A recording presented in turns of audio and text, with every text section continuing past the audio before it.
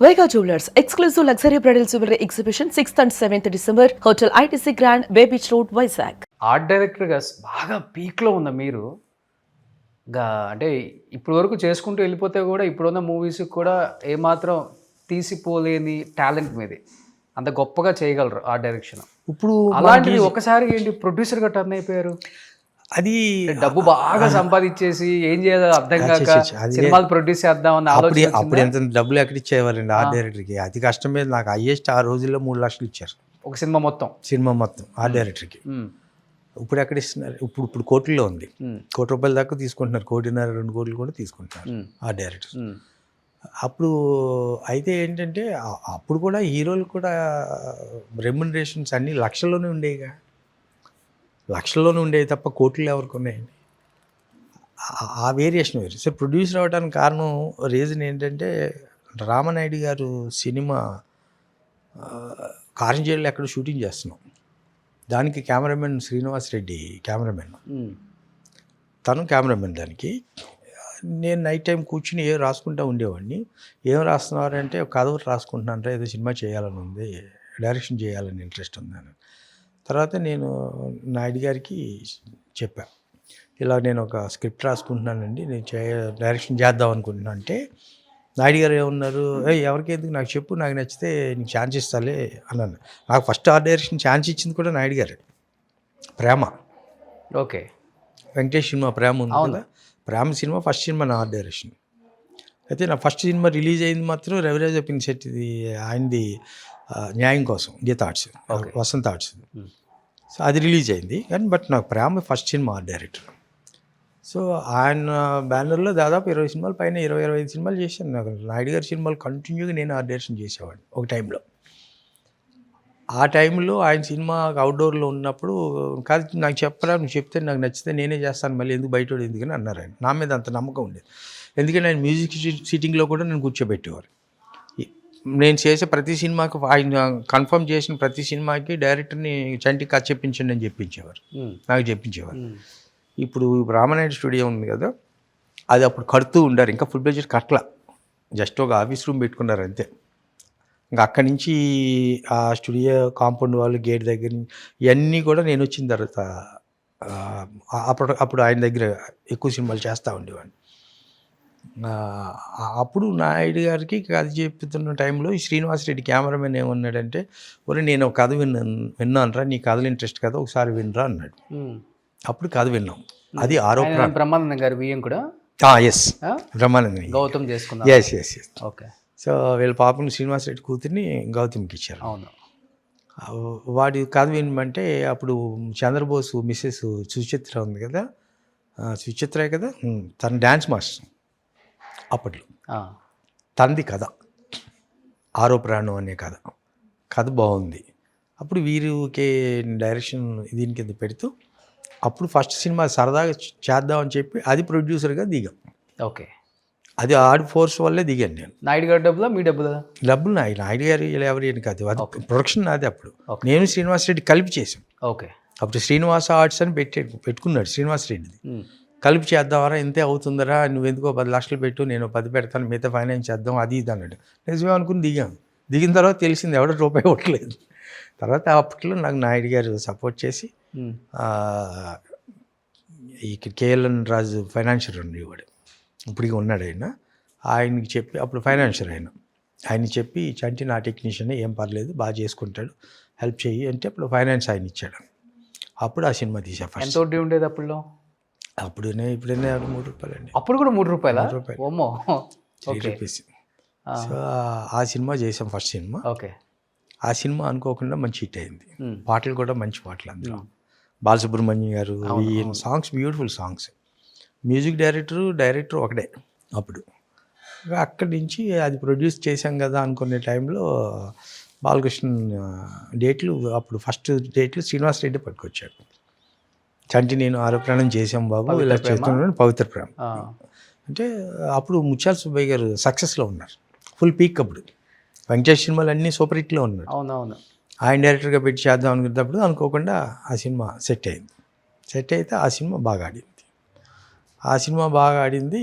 అది 100 days function ఇక్కడ చేయాలా, అనంతపురం కర్నూలు అటు ఎక్కడికి వెళ్దాం అనుకునే దగ్గర చిన్న మిస్అండర్స్టాండింగ్ శ్రీనివాస్ రెడ్డికి బాలయ్య బాబుకి వచ్చి ఆ ఫంక్షన్ చేయలే. తర్వాత నేను బాలయ్య దగ్గరికి వెళ్ళి, బాబు ఏంటి ఇది ఫంక్షన్ చేయలేదు కదా, అది ఇంకో కథ ఉంది, మరి ఏం చేద్దామా అని అంటే, చేద్దాం దాన్ని ఉంది. అప్పుడు బాలయ్య బాబుకి పవిత్ర ప్రేమకు ముందు 7-8 సినిమాలు సరిగా పే చేయాలి వరుసగా, అతనికి ఇది లేదు. పవిత్ర ప్రేమ మంచి పేరు వచ్చింది. ఓకే. అయితే చేసుకుంటారు సినిమా అన్నాడు. సరే బాబు అని చెప్పి, నా దగ్గర కథ ఉంది బాబు, నేనే చెప్తాను అన్నాను.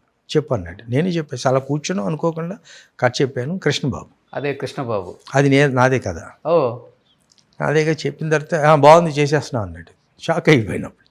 సో మళ్ళీ అదే కృష్ణబాబు మన ఈయన పెట్టి, ఎవరిని ముత్యాల సుబ్బయ్య గారిని పెట్టి ఆ సినిమా చేసాం. ఓకే. మా ముందు సినిమా ఏం తెలుసు అంటే, మా ముందు సినిమా సమరసింహారెడ్డి. సో దాని తర్వాత ఆబ్వియస్లీ ఈ సినిమా మాకు బిజినెస్ పరంగా కంఫర్టబుల్ స్టేజ్, ఇబ్బంది లేకుండా కంఫర్టబుల్ అయింది. బట్ యావరేజ్ అయింది సినిమా. అది అవును, పెద్దగా అనుకున్నట్టు అది ఏమైపోయింది. ఇప్పుడు నా ఊహకు వచ్చిన కథని మళ్ళీ ఆయన డైరెక్టర్ ఆయన ఏం చేశాడు, ఇంకో రైటర్ని పెట్టుకున్నాడు.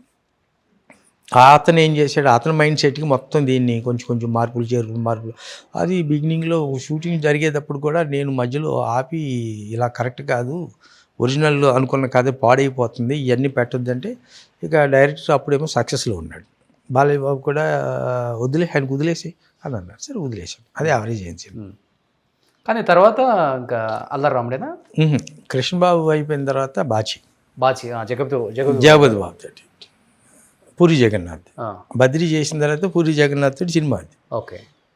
బాచి చేస్తున్న టైంలోనే, బాచి చేద్దాం అనుకునే టైంలోనే శ్రీనివాస్ రెడ్డి పేరు లేని సినిమాని ఒకటి చేశాడు. అప్పుడు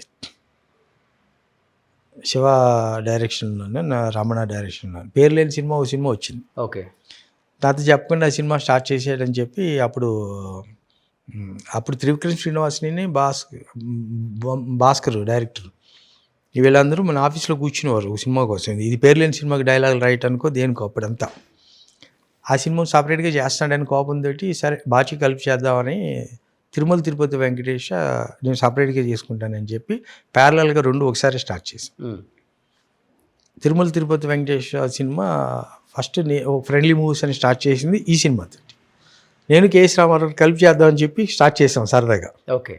చేసిన అనుకుని తర్వాత రామారావుకి వేరే పెద్ద సినిమా వచ్చేటప్పటికి సరే నువ్వు చేసేసుకోవచ్చు అంటే అని చెప్పిన తర్వాత నేను ఆ ఫ్రెండ్లీ మూవీస్ మీద తిరుమల తిరుపతి వెంకటేష్ చేశాను. ఓకే.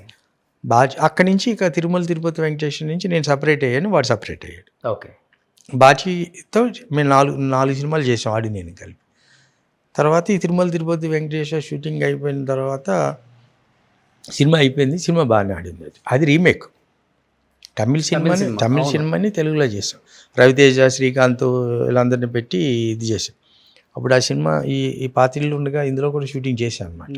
ఆ సినిమా దాంట్లో ఉంటుంది ఇది ఎవరిల్లు ఇది రవితేజ హౌస్, శ్రీకాంత్ హౌస్ చేసా ఇల్లు. ఓకే. తర్వాత ఆ సినిమా అయిపోయిన తర్వాత ఇంకో సినిమా ఇదే ఇంట్లో మంది స్టూడెంట్ నెంబర్ 1 షూటింగ్ చేశారు. ఇది ఓకే.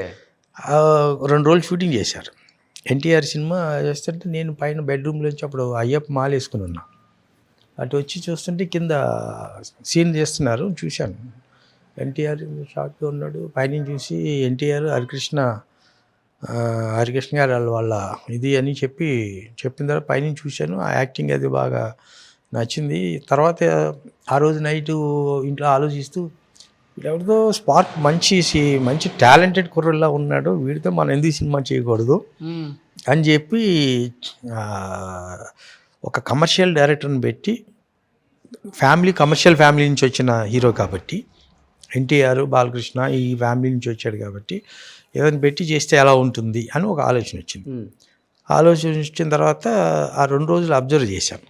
అబ్జర్వ్ చేసిన తర్వాత పెద్దగా సరే మాట్లాడదాం అని చెప్పి అనుకున్నాను. అనుకుని షూటింగ్ కూడా వెళ్ళాను ఒకరోజు. వెళ్ళిన తర్వాత సినిమా చేద్దాం అనుకుంటున్నాను, ఎందుకో మా ఇంట్లో షూటింగ్ చేశాక నీ మీద సినిమా చేయాలనిపించింది. ఏంటని అడిగితే, భలేవారు సార్ మీరు ఎప్పుడంటే బాబాయ్తో సినిమా తీశారు కదా సార్ అన్నాను. నాకు టైంని నేను ఆలోచించి చెప్తానని చెప్పి ఎవరితో చేస్తే బాగుంటుంది అని చెప్పి ఆలోచించి గోపాల్ దగ్గరికి వెళ్ళా. బి గోపాల్ తప్ప మీ ఫ్రెండ్ కాబట్టి. అంటే గోపాల్ అసోసియేట్ డైరెక్టర్గా, నేను అసిస్టెంట్ ఆర్ట్ డైరెక్టర్గా రాఘవేంద్ర గారి దగ్గర కొన్ని సినిమాలు చేశాం. అప్పటి నుంచి టెక్నీషియన్స్ పేక